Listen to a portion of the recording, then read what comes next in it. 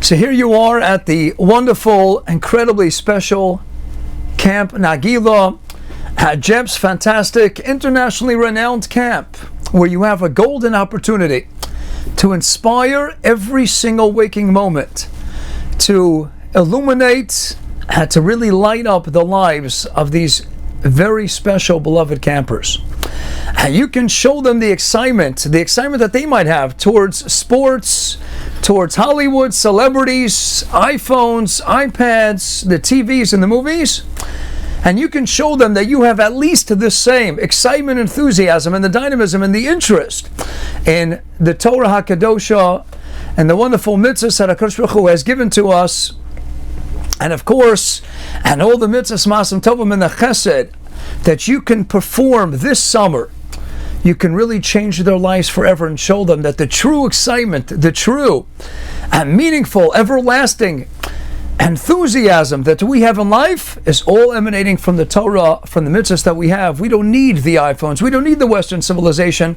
We have it from the Torah, from the mitzvahs. And you now have an opportunity, each and every one of you, to be Makayim, to fulfill that famous dictum, the Memra, appearing in Maseches Sanhedrin, in the Mishnah, Daf Lamed Zayin, Amud Aleph, and the Gemara in Bava Basra, Yud Aleph, Amud Aleph as well, that call Makayim Nefesh Achas B'Yisrael, Kilu Kiyim Olam Mole. If you're Makayim, if you're Matzil, you save, you rescue, and you infuse meaning and life into each of these girls this summer, even just one. It's as if in HaKadosh Baruch Hu's eyes you have been matzil, you have been mekayim the entire world. And olam mole, that's the opportunity you're presented with this summer, to change a girl's life in a matter of just a few weeks. But how do you change that life? Yes, you could show them the excitement, how great it is to be a Bas Yisrael, how great it is to be a Bas Melech, how special we are to be the Am Segula, to be the Am Nivchar, and to convey and give them that excitement, the smiles that we have by knowing we were given the greatest gift in the world, and that of course is the Torah. So yes, you have to inspire with your smiles, with your warmth, and with the love and devotion you have, that they see towards HaKadosh Baruch Hu and towards His myriad Taryag mitzvahs and the Ma'asim Tovim and the Chesed, and show them the Gishmak and the Lebedekakite that you have in your mitzvahs. Convey that and give that over to them and show them that it is a treasure to be the Am Segula, to be the Am Nivchar, a golden opportunity, and know that this can be an everlasting life-changing experience, not only for them, but for you in the process as well. But it's very important to keep in mind all the while that we face dangers. Anytime you go out to a college campus, anytime you interact on an ongoing, frequent basis with girls who are not dressed the way you've grown accustomed to, their manner of speech is not going to be the same as a Bas Yisrael trained in a typical Beis Yaakov and a frum in a religious school today. And there are always negative influences coming your way. We're in an avirah, an ambiance where people are not as strict, they're not adhering to mitzvahs by the same standards that you might be accustomed to throughout the entire course of the year. And so what guard does a wonderful Jewish girl put up? What natural protection does a Yiddish girl have to thwart that onslaught of negative influence that's just going to have a ripple effect, that's just going to come in? You can combat it. Well, we have a sugya of Kiddush Hashem. As a famous sugya of Kiddush Hashem, I discussed at length in the 7th parak of Maseches Sanhedrin. That's about dying on Kiddush Hashem. But perhaps even more important than dying on Kiddush Hashem is living a life, v'chai b'hem, living a life of Kiddush Hashem. To the extent that we have a sugya in Maseches Yuma, Daf Pei Vav Amud Aleph, that every Jew has an obligation to be a walking Kiddush Hashem. A walking Kiddush Hashem in the sense that people look at you and they say, wow, look at the way they talk, look at how they dress, look at how they walk, look at how she carries herself in the street, in the playground, on the sport fields, in the dining room. Look how she carries herself. That's a Bas Yisrael. That's a walking paradigm of what it means to be an Erlich, religious, devout Bas Yisrael. That's who I want to be like. That's a role model that I want to emulate. That's a sugya of Kiddush Hashem, not just dying on Kiddush Hashem, but perhaps far more important, and certainly something that's applicable to each and every one of you, is what it means to live a life, a true life al pi Kiddush Hashem. That you can walk in the streets and you can walk daily on the campus of Camp Nageela, and the girls look around and say, wow, That's a Bas Yisrael, that's what it means. That's the type of girl. How many girls do you know have been influenced by going to a Jewish wedding? By having a Jewish Shabbos at the family table. And they say, that's a Shabbos, I want to have a Shabbos like that. That's a Jewish wedding, a chasana. I want my chasana to be just like that. Well, you know what? You don't have to wait for the chasana. You don't have to wait for the Shabbos meals at Camp Nageela, day in and day out, 24/7. And you have this tremendous opportunity that the girls are looking at you as their role models, at least for this period in time when you're at Camp Nageela together, and they're looking and saying, these girls are frum, they're religious, amazing girls, and look at this, they're normal. They're cool with it girls, they know how to dress, they know how to talk, they know how to act, but all within the parameters of tznius, all within the guidelines of what it means to be a tzanua, what it means to be a Bas Yisrael, what it means to live up to David HaMelech's Kol Kvuda Bas Melech Panima.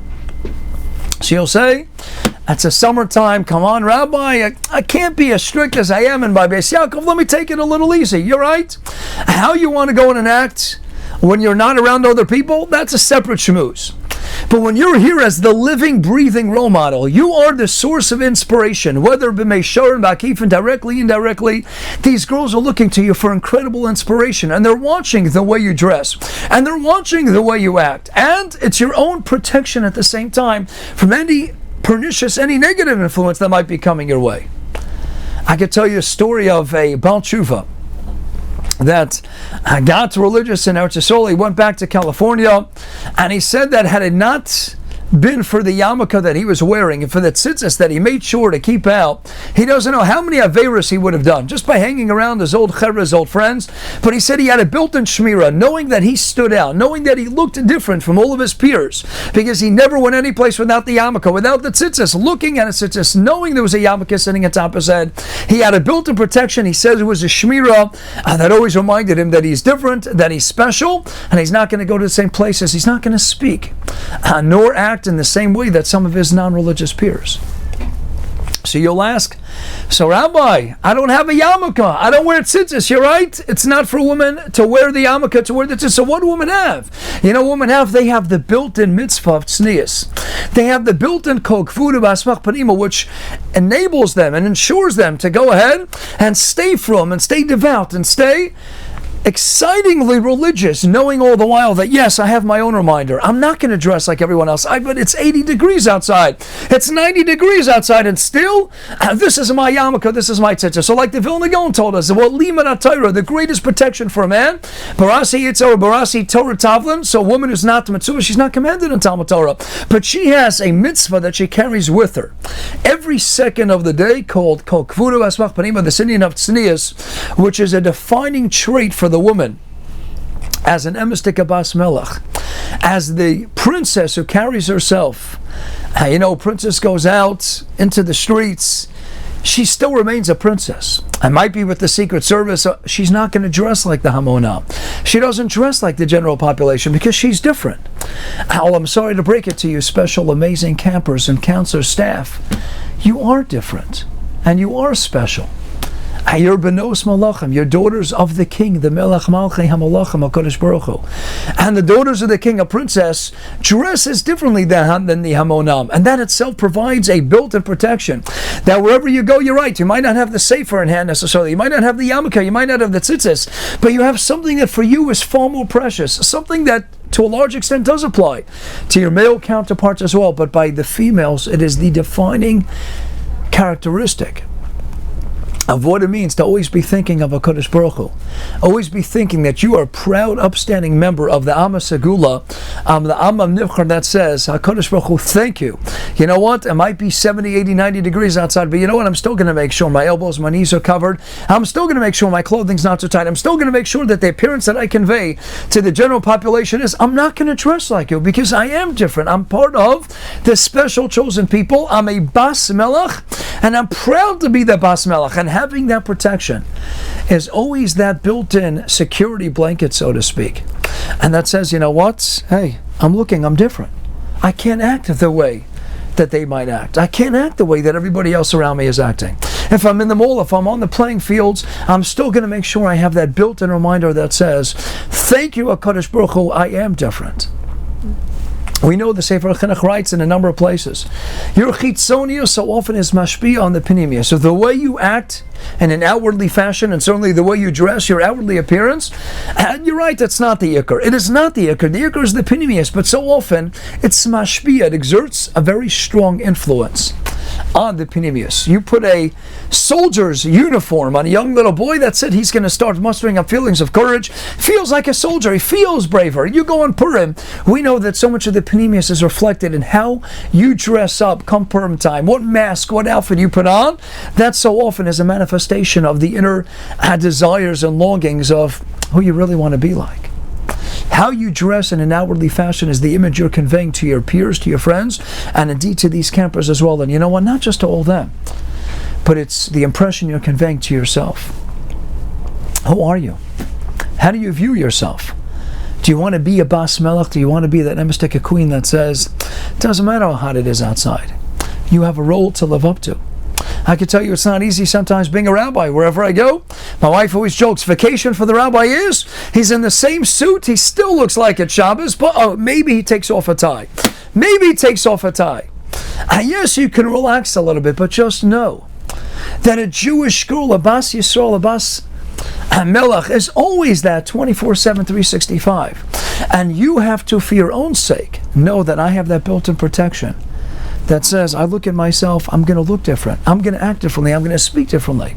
But so often, first impression is, how I feel is going to be determined so often by how I'm dressing today. How do I look? How do I look to these girls? And you know what? How do I look to myself? Am I a person who's a little too relaxed, a little too not so b'tznius today? Then so often, as the Sefer Chinuch tells us repeatedly, Rachmana litzlan, it could be mashpia, and we can act in a hefker type of fashion, and a lack of tznius type of fashion. We don't want that to happen. We don't want to suffer a Yerida this summer. You want to inspire, you have a golden opportunity. Give these girls the greatest summer of their lives. But to give them the greatest summer of their lives when it's sacrificing your own ruchnius and the eyes of the Eibishter of HaKadosh Baruch Hu, that's not the greatest summer. But Efshar L'Kayim Shneim, you girls can do both.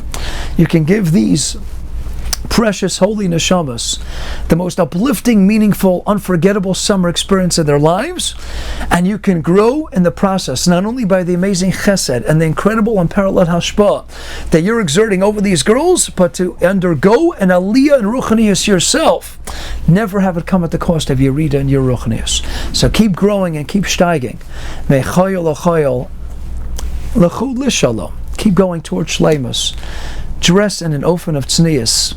Act in an ofen of tznius, and your dress, and your speech, and your actions, the way you carry yourself. Give nachas ruach to HaKadosh Baruch Hu, and you'll see the siyata d'shmaya that these girls will be influenced in ways that will far exceed any expectations. You'll change their lives, and you'll change your lives for the better in the process. Have the most fantastic, awesome, incredible, unforgettable summer experience of your lives in this truly amazing camp. Hatzlacha, and have a truly amazing, awesome summer.